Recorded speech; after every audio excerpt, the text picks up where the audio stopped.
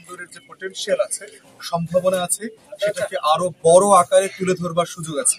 বাংলাদেশের অর্থনীতির যে উপদেষ্টা আছেন, বাণিজ্য উপদেষ্টা আছেন, শিল্প উপদেষ্টা আছেন, রেলেভেন্ট যত মিনিস্ট্রি আছে, আমরা সবাইকে বলবো, ইভেন পরিবেশ মন্ত্রণালয় যারা আছেন, পরিবেশ বান্ধব এক্সক্লুসিভ ইকোনমিক জোন করা, যে বাধাগুলো আছে ব্যবসা, সে বাধাগুলোকে দূর করা, কাস্টমাইজেশন এবং ট্যাক্সেশনের বিষয়ে যে দৌরাত্ম্য আছে সেগুলো বন্ধ করা, সিন্ডিকেট ভেঙে দেওয়া, সবকিছু মিলে একটা জেনুইন ব্যবসা বাণিজ্যের বন্দরে যেন এটা পরিণত হয়।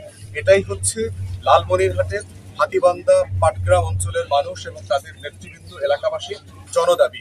এবি পার্টির পক্ষ থেকেও আমরা ঠিক একই দাবি করছি এবং এবি পার্টির এই অঞ্চলের এই লালমনিরহাটের 1 আসনের যে আপনার হাতীবান্ধা পাটগ্রামের আগামী দিনে যে নেতৃত্ব দেবেন আবু রাইয়ান রসি, উনি এই আন্দোলনটাকে সামনে ক্যারি ফরওয়ার্ড করবেন।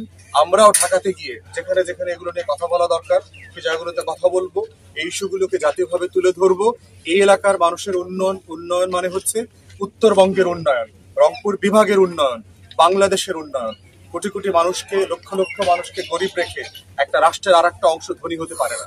তাই সব মিলিয়ে রাষ্ট্রকে এবং অন্তর্বর্তীকালীন সরকারকে বলছি, বেইজিং সফর থেকে ফিরে আসার পরে যা যা করণীয় এই রেলেভেন্ট, এখানে সেই উদ্যোগগুলো যেন ইমিডিয়েটলি নেওয়া হয়।